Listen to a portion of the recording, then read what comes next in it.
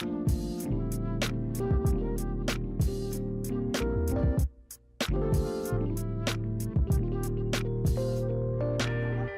how's it going? My name is Shaquille Wiggins. I'm excited to be able to make this video because I want everyone who's watching to understand how important it is and how critical it is to make sure that you properly launch your business the right way. You know, if this was a traditional business, a lot of people understand that when somebody is launching a new business, a lot of the times they invite everybody they know in order to come to the business for the grand opening. And this is no different. If you just got started in this company, it's critical and it's important that you have your grand opening, aka we like to call a home event. The reason why these events are super important is because you're introducing what you're doing to the key people in your life. A lot of the people that you know already personally, you want to make sure you tell them first, you know, and the reason is because whenever you introduce it to them, you never know who else they know. You know, you don't have to take this event somewhere fancy. You can actually have it at your home or, you know, somewhere that you have easy access to. And I'm going to go over some of the do's and don'ts when it comes to launching this event. You know, but before I get into all of the do's and don'ts,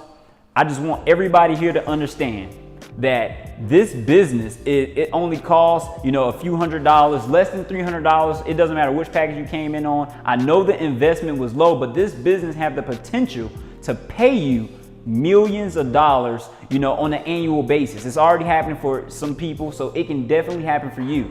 The only difference between the people who make the large commission checks and the people who make, you know, small or no commission checks is the mindset of the person. You know, the compensation plan is the same for everybody. It's just critical that you understand this. So if you treat this like $1 million business, then it has the potential to pay you like one. One of the things that you want to make sure that you actually do is you want to make sure you have the presentation already available. You want to make sure you organize with the person who brought you in if they're Platinum 600 or above, so they can assist you with closing out all of the people who you show the information to.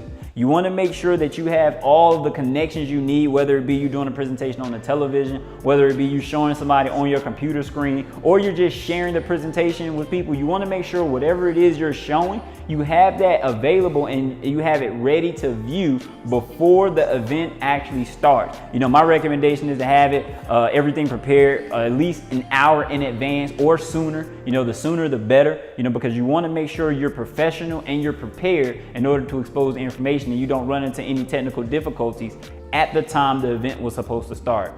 All right, guys, so look, we're gonna get started, and Charles hit me in like 30 minutes, and Charles is very important.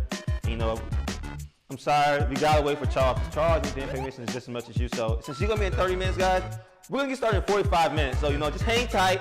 There's nowhere else better to be if you're trying to get rich. If you're trying to be broke, you can go. But if you're trying to be rich, if you wanna be rich, we're gonna wait on Charles so we can all get this money together, all right? Where you going?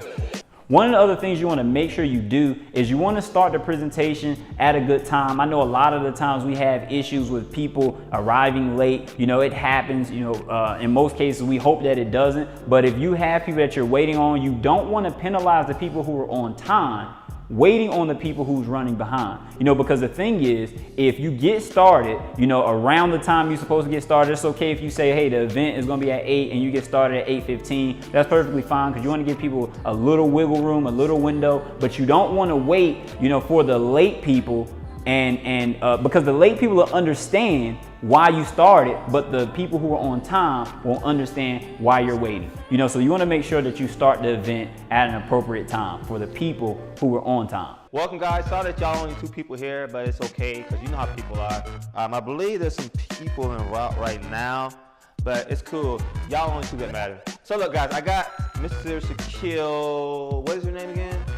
One of the things that I suggest is if you're actually doing the presentation or you have a special guest doing the presentation on your behalf, you want to make sure that you prepare for, you know, whatever it is your job or your role is. You know, one of the things that I recommend is you always use a tool. You use a marketing tool, whether it be the presentation, whether it be a presentation video, whether it be whatever tool that you're using for your home event. You want to make sure that you know how to properly edify. You know, in order to edify at your home event, you know, one of the things that you want to really go over is making sure that you let everybody know why you invited them out, thank them for coming. You know, you want to let them know how you appreciate their time and how you're excited. One of the things that I suggest you do before edifying anybody is briefly, you know, in about 30 seconds to 1 minute, at the very most. Tell them your story. Let them know that, hey, you know, I got introduced to this. I'm super excited about it. And then you want to edify the person or the information. What do I mean by that? For example purposes, let's just say you're using a presentation video and you're not want to actually do the presentation yourself. You know, one of the things you want to do is you want to make sure that you let people know how important it is. So what I want to do is I want to give you guys an example of proper edification so you understand what I mean by edifying the information. So if I was using a video, I would say something like this.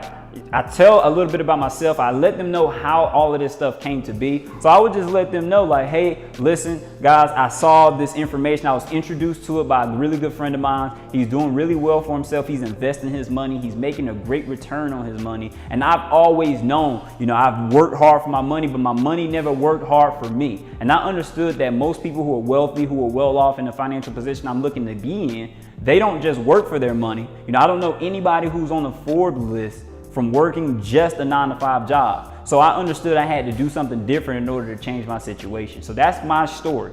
You know, so you want to make sure that you share your story in a similar fashion. If your story don't match what, you know, my story was, that's perfectly fine. You want to put yourself in a position to be able to tell them about you and your personal feelings. Then I'm going to get right into edifying the information. So, you know, if I'm using a presentation video, it'll go something like this. You know, the video I'm about to share with you guys completely transformed my mindset and it got me super excited. You know, so I want to make sure you guys really pay attention. The guy who's in the video is making a substantial amount of money from utilizing the information that you're about to see. So I want to make sure everybody paying attention. Don't distract anybody, you know, while the video is going. You know, we're going to talk a little bit more after the video concludes.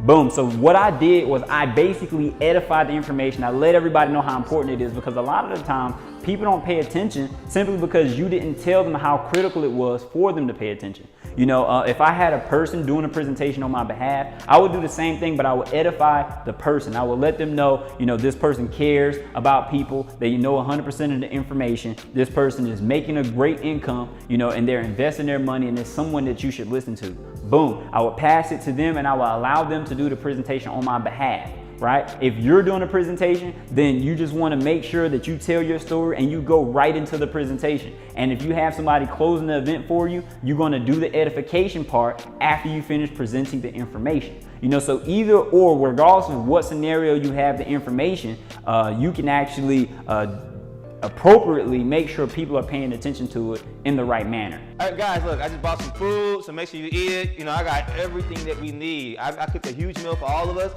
so we can make sure y'all join. Y'all gonna get paid and full. You know, as far as don'ts, you know, one of the things you don't want to do is you don't want to overinvest into snacks or food. You know, you don't want to spend a whole bunch of money, you know, buying lobsters and a whole bunch of different things. I know when a lot of times when people are having people over, you know, for an event, they feel like they have to go all out. You don't want to extend yourself or put yourself over budget. You know, it's a small get together. It shouldn't be no longer than an hour. So it's perfectly fine if you do decide that you want to buy something, but just make sure that you don't overextend yourself or purchase anything that's over the top. What's up, guys? I got Henny too, so if y'all need any shots, we got Coke in the back, ice. Actually, you want a shot right now? You look like you need some, man.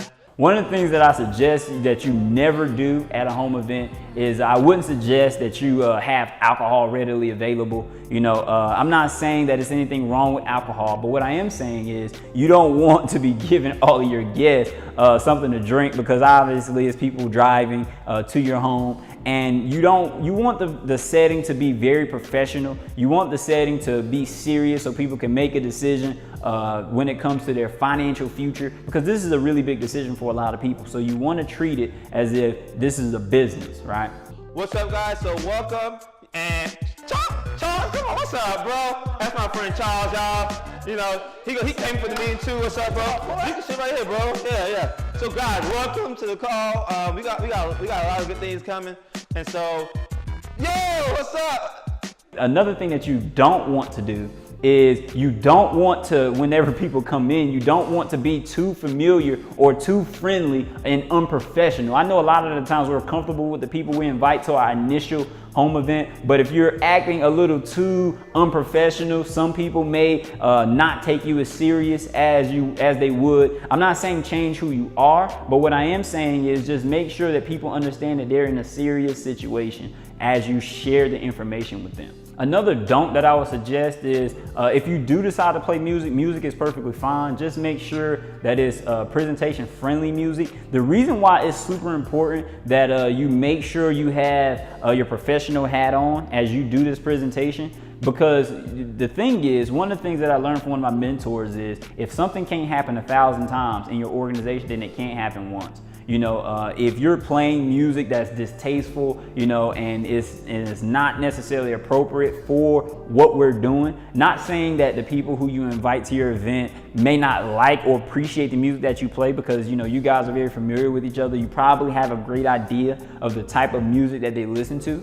However, you don't want to give them the wrong impression, you know, because let's say they decide to get started. Let's say they watch this video and they decide to have their own home event. And let's say they attempt to duplicate what you did because they've seen that people got started at your event. You know, if they played the same exact music, but the guests that they invite to their home event are not necessarily as open to the music as they were, that can potentially be a conflict that stops the growth in your business. You know, whenever you're building a big business, you know, this is for people, home events are for people who are serious about growing their income. You know, if you're serious about growing a business, you can't think about the sale today. You have to think about the sales in the future. You know, you got to come into this business with the mindset of making whatever your goals are. It may not be a 7-figure income. You know, you may just want a 6-figure income, or you may just want extra 5 figures a year. You may just want a few $100s a month. But whatever it is, you want to make sure you put the people who you get involved in an environment where they have the opportunity to reach whatever their goals are.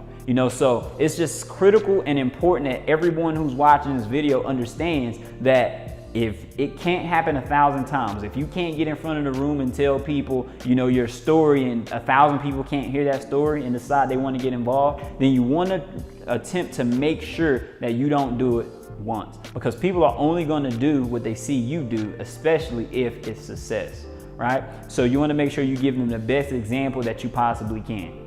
Make sure that you don't have too many chairs already set up before your guests arrive. It's okay to have the chairs readily available, but if you invite 30 people, if you have 30 chairs set up, you know, that can be a formula for disaster if you only have 5 people show up. You know, if you only have 5 people show up and you got 30 chairs out, those 5 people will probably think that they're in the wrong place and they shouldn't have showed up like the other 25 people didn't. So it's just super important that you have the seating readily available, but you don't have it all exposed, and you pull it out as people arrive. You know, that's one of the things that I learned in this business. Another thing that you want to go over as soon as you actually opening your actual home event is you want to go over house rules. House rules basically mean making sure you show respect to the presentation, the presenter, and everything involved. You know, one of the things that you want to do is tell people to make sure they silence their cell phones. You know, this is very serious to you. You really appreciate if you can have their undivided attention, you know, for about 20 to 30 minutes while the presentation is being done.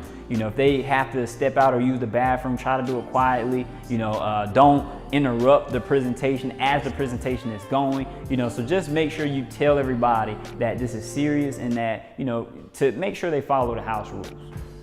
So you want to make sure you practice all of those do's and don'ts. Don't do the don'ts, and make sure you do all the do's so you can have a successful launch in your business. And I look forward to seeing you at the bank.